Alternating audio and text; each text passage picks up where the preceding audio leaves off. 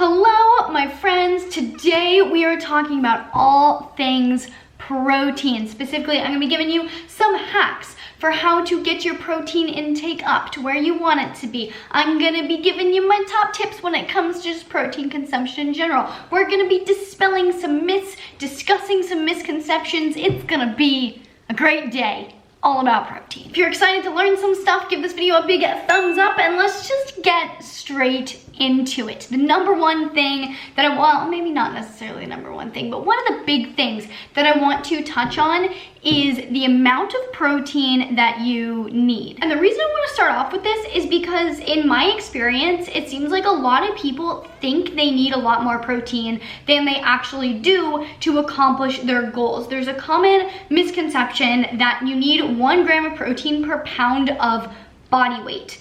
This is not the case. You can eat that much if you want to, but you don't need that much. If you are actively trying to change your body aesthetically, whether it be through losing fat or building muscle, and you are resistance training accordingly, the recommendation is 0.7 to 1 gram per pound of lean body mass, not total body weight. Your lean body mass is basically your body weight minus your fat that is on you. So if you know your body fat percentage, you can easily calculate this. The human body can only utilize so much protein at one time directly for muscle building. And so this is where the research shows that protein intake caps out with your body's ability to utilize it to build muscle. So let's say you're 170 pounds, but your goal weight is 120 pounds. You have about 50 pounds of fat to lose to be at the body fat percentage that you would feel comfortable at. You're probably also gonna still have some amount of body fat once you get there, hopefully, because 0% body fat is like death. Let's just throw a number out there and say that that will leave you with like an extra 15 pounds of body fat on you. So you're 170, you wanna be 120, and that leaves you with about 105-ish pounds of lean mass.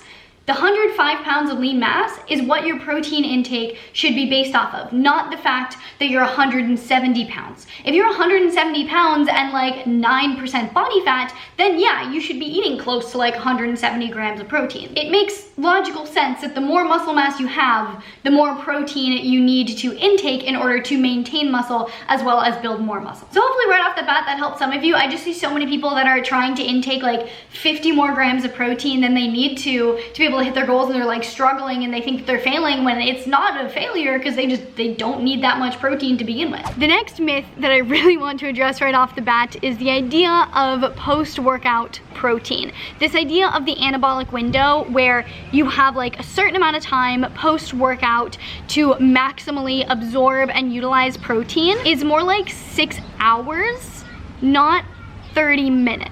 The idea that you need to consume like 20 grams of protein within 30 minutes of working out is an idea that has been perpetuated by protein companies because that is what really sells the protein powder. Is like, if you think that you have to get in 20 grams of protein immediately post-workout, like that's impossible unless you just have a protein shake on the go. Like no one's gonna bring chicken breast to the gym with them to find a microwave to be able to eat the protein. And so if you think you have to immediately have protein, a protein shake is kind of your only option. But the research pretty conclusively shows that that window is in fact closer to 6 hours. If you're training fasted, it is a little bit smaller. I personally would recommend getting in protein within like an hour to 2 hours of training if you're training fasted. But if you're training in a fed state, you really don't need to worry about protein timing. All you really need to worry about is getting in adequate protein throughout the day because you have plenty of time. And it's not like your body can't utilize the protein that you ate before your workout to help repair the muscles. That's something that protein supplement companies will not tell you. If you eat a high protein breakfast and train a few hours later, you have protein in your system already. You have those building blocks, those amino acids. So you're not suddenly just gonna like not be able to build muscle or lose muscle just because you can't have protein within half an hour of working out.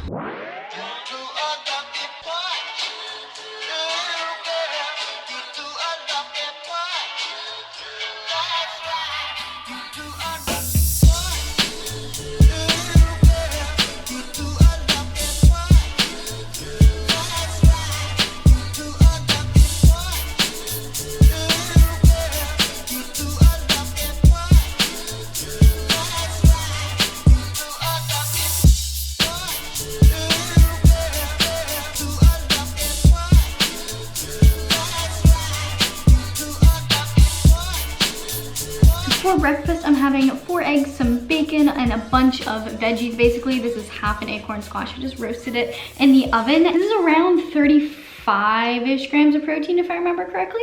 And this brings me to protein intake hack number 1, which is do not waste breakfast and like just not have protein with breakfast. Not that breakfast is like a waste if you're not having protein, but if you're trying to hit a higher protein goal and you're struggling to hit your protein goal, then making sure you have a source of protein with your breakfast is absolutely key. And here's the thing about breakfast. I am having like a traditional like eggs and bacon-y kind of breakfast, but you do not have to have breakfast foods with breakfast. I know it's kind of mind-blowing. You can have chicken and vegetables. You can have steak and vegetables. You can have lentil and bean chili for breakfast. I often find that a lot of people who are struggling to hit their protein goal are trying to approach breakfast from like a breakfasty perspective, and then they're having like cereal or oatmeal or smoothies. Not that there's anything wrong with oatmeal or smoothies, but if you're struggling to hit your protein intake and you're not having a protein with that, you're not getting in much protein. A really nifty hack is to just have dinner leftovers for breakfast. Not many people struggle with getting in an adequate amount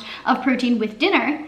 So you can just make double the dinner and have it for breakfast the next day. You're gonna get in a really good amount of protein, and the cooking is already done for you. So basically, prioritize protein with breakfast and don't shy away from having non-breakfasty foods for breakfast. My next tip is to keep a good quality protein powder on hand. Now, as a supplement, my recommendation is to use it supplementarily. So I don't really recommend getting to your daily protein intake using protein powder regularly. The way I personally prefer to use it and the way that I recommend my clients use it is as a supplement. So on days where you are struggling to get your protein because maybe you're traveling and so you don't have as easy access to higher protein meals, or something happened and you can't cook for yourself, or you just don't have as much access to protein, that is when protein powder comes in handy. It's really good for filling in the gaps nutritionally. Nutritionally, digestively, bioavailability, you're always going to be better off with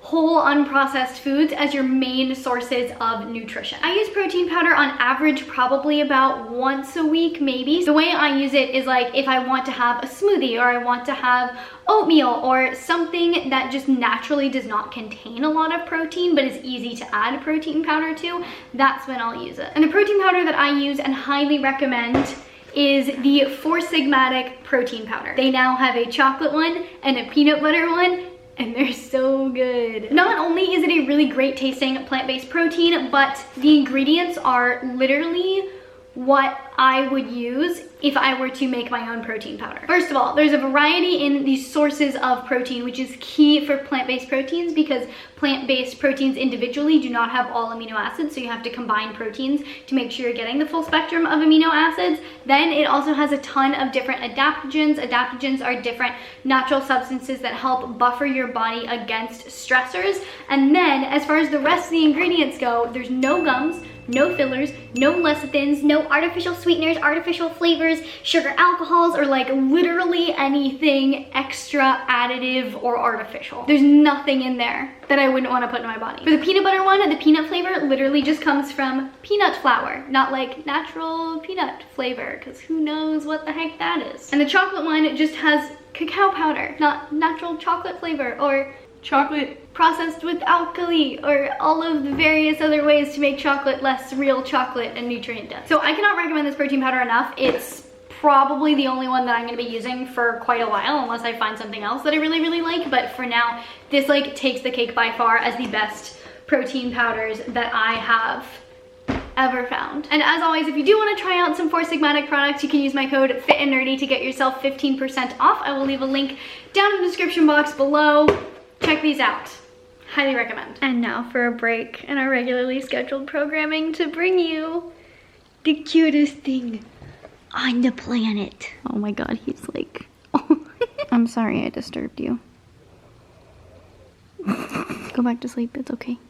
Hack number 2, and no, I do not know how I'm distinguishing between hacks and tips. It just feels right to call this a hack and the other thing's tips. I don't know. Hack number 2, tip number whatever the heck we're on, is make your snacks count. Chips and cereal and whatever other snacky things you might like to snack on may taste great, but they do not have very much protein generally. And if you are struggling to get in enough protein, this is a space where you could make a huge difference. I am about to have about an ounce of almonds for a snack. Nuts are a really great way to get in some good protein, also some healthy fats, lots of different good nutrients for your body. I just bought these and they're not that great. That's very disappointing. Gonna eat them though. But nuts are a fantastic snack for protein. You can throw some seeds in there, whether it be like pumpkin, sunflower seeds, or you can make like a small chia seed pudding. At the beginning of the week, a great thing you can do is make a batch of hard-boiled eggs, and then just throughout the week when you want a snack, you can have an egg. Not only are eggs high in protein, they're also nature's multivitamin. Like, you get so much with just one little tiny package. Greek yogurt is also a really good one. I usually like to go with the full-fat Greek yogurt just because I love me some fat, but if you are trying to prioritize protein, you can go with a lower fat version just to be able to get in the protein with more minimal calories. And then also, I don't really recommend protein bars as a snack because there's so much other junk that tends to be in protein bars, but there are other kinds of bars that are a lot better, and these are the like meat bars. Like Epic has really good meat bars, and then Chomps has some really good like meat jerky sticks. Basically, you have so many options for higher protein snacks that if you just prioritize those things when you're reaching for something small, when you're feeling a little bit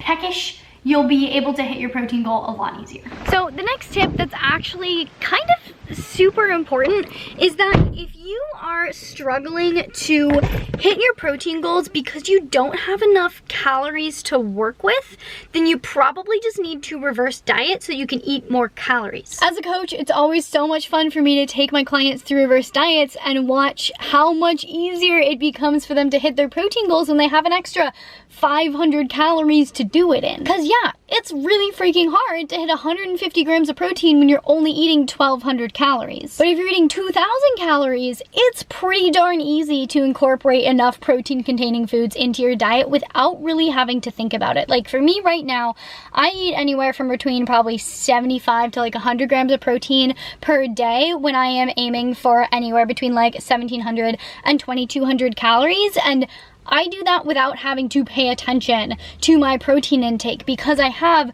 that much wiggle room to work with and that many calories to use towards my protein goal. This guy's about to parallel park right behind me, but I'm about to leave, so I'm making his life really difficult by not having left 30 seconds earlier. I'm sorry, sir. He's not doing well either. I'm gonna go now so that, oh, he did it! Yay, good job.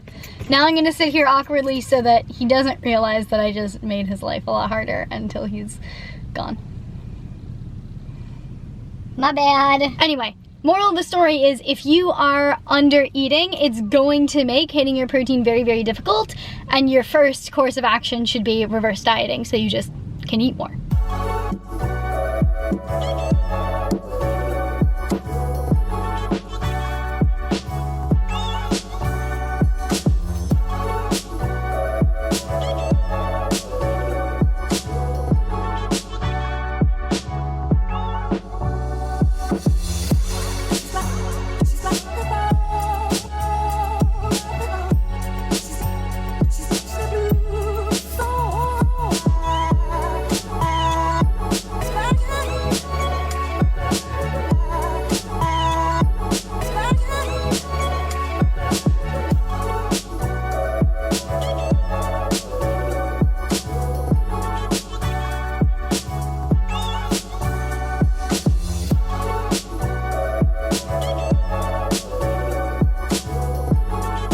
So excited about my dinner because I decided to make little burger sliders, and this brings me to my next hack, which is very simple, but it can make a huge difference, and that is to base your meals around a protein choice. So whenever you think, okay, I'm gonna go eat my food, decide what your protein is gonna be first and then build the rest of your meal around that. And just prioritizing it in your planning, it makes it so much easier to get in an adequate amount of protein. So tonight I was like, what do I want my protein to be? I kind of want some ground beef. I kind of want it to be in burger form. And so I decided I was gonna have 8 ounces of beef, and then I just literally built the rest of my meal around that idea, and burgers sounded great. And so I don't think I've ever done this with a sweet potato bun before. I don't know how well it's gonna go, but I'm very excited to dig into it. 2 hours later. So with my dinner, I was too excited to eat and totally forgot to mention it. If you want something like that to be higher protein and less calorie dense, so like a higher protein to calorie ratio,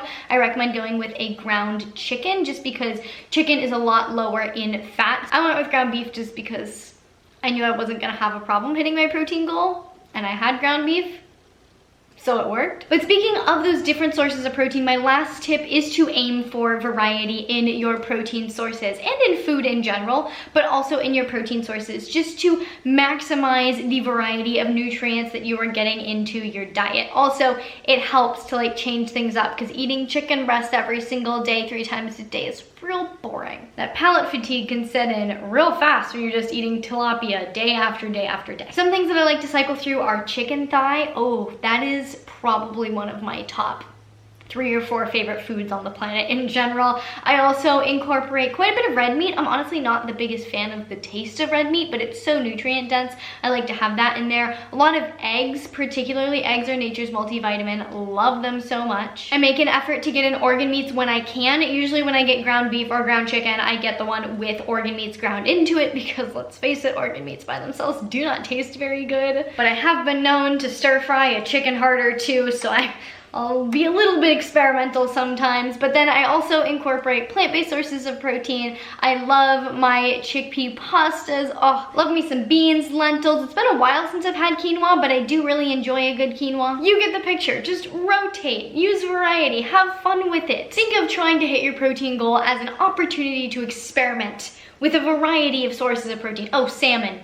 I do a lot of salmon to get my good omega-3s. So those are my top hacks, tips, myth-busting memos. If you have any more hacks, tips, or myths that you want to bust, leave them down in the comments below. I know there's a lot of other things that people can incorporate into their lives, like boost protein intake, enjoy it a little bit more. I can only cover so much in one video. So if you have anything to add, please leave it down below so that we can all share our tips and tricks and learn from each other. If you liked this video, please give it a big thumbs up, because it really does support me and my channel. I really genuinely appreciate it. Please share this video, post it on Facebook, Twitter, Instagram stories, wherever you want to put it. Text it to your best friend. I don't know. If you want to see more videos from me all about health and fitness, you can check them out over here. And if you want to see future videos from me, make sure you hit that subscribe button. Hit the little notification bell so you get notified when I post a new video, and I will see you very soon. Bye.